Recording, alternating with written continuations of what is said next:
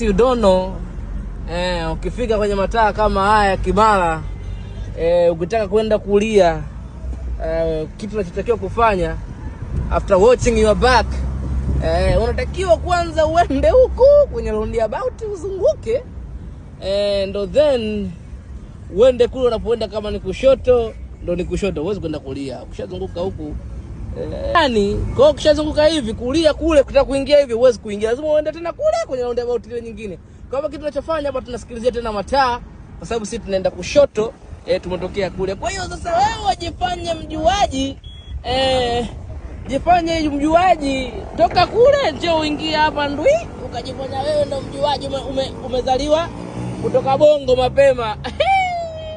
Tajiri yangu, mbona unajikuta upo na niliu? Kwa nini pale kituo cha nyuma pale kinaitwa Kaptei?